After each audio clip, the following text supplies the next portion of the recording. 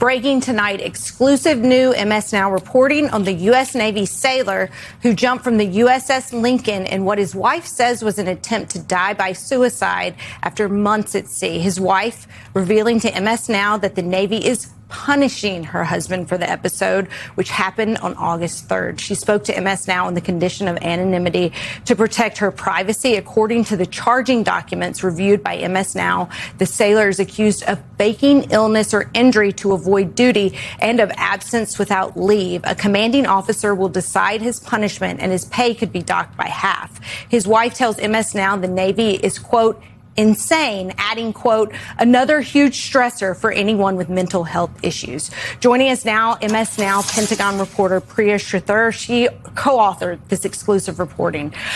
I can't get angry enough about this. Someone is hurting badly enough that they are willing to jump into hostile waters off of a carrier. And then this is how they are treated, like their state of well-being is just a joke and they're trying to get off of their duty. Yeah, absolutely. I mean, this was shocking to me as someone who has served in the military, as you know, and it's just heartbreaking. This young man is just 19 years old. I was telling you guys he actually had a baby while he was on this deployment. He also has a 3.5-year-old son, and now he's facing these disciplinary charges. It's going to be dealt with in the non-judicial punishment process, which is like a step below the court-martial process. It's a little less lengthy. It doesn't involve as many resources, and a conviction won't necessarily follow this individual into the civilian world.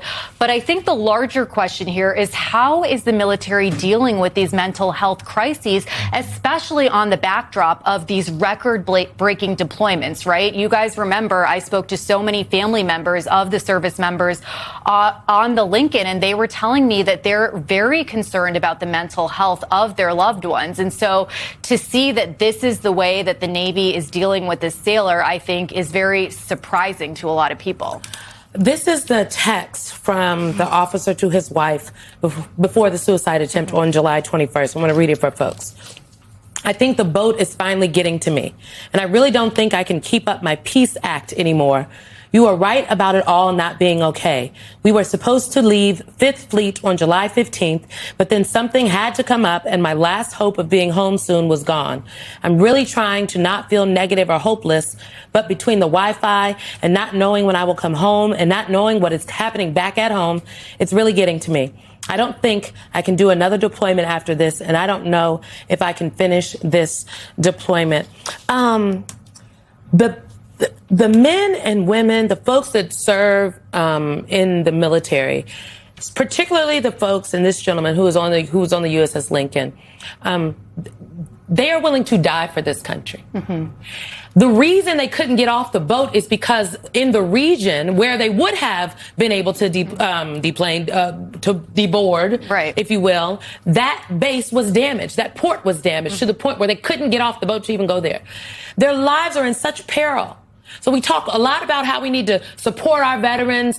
My Republican friends up and down the woo-ha and my Democratic friends are always like, no, the military is the thing that brings us together. And how in the hell are Donald Trump and Pete Hegseth getting away with treating our men and women of the military like this? This is sick. It's despicable. I want people to read Priya's story, folks. Just the first couple lines had me gasping for air. Yeah, I think that, you hit the nail on the head, Simone. These people are willing to put their life on the line for this country. And I think it's been really shocking to see the way the Navy has handled incidents like this and mental health crises like this. This young woman told me that when her husband jumped off the ship, she didn't hear from the Navy for 5 days. She found out about it from one of his squadron mates, and then she repeatedly reached out to the Navy. So just imagine that your loved one is deployed to the other side of the world and you find out that they fell into the water. You have no way of contacting them and nobody is telling you anything about this. He was then medically evacuated to San Diego, and she just told me today that he was in a hospital for 5 days. And the first time he has ever had a therapy appointment for any of this was today, almost 2 weeks after he made it back to San Diego. So she initially felt as though the Navy was trying to brush this under the rug, that they didn't want her to know about what happened. And now she's even more shocked that, they're not treating him in a medical way or trying to evaluate his mental health. Instead, they're trying to punish him for jumping off the ship. So here, the U.S. Navy statement says that we strive to foster environments that support mental health by removing barriers to seeking health. And here they are prosecuting, punishing the individual who needs help. MS Now's Priya Sridhar, thank you so much for being with us. Folks, if you or someone you know is in crisis, call or text 988 to reach the Suicide and Crisis Lifeline or chat live at 988lifeline.org. Please seek the help.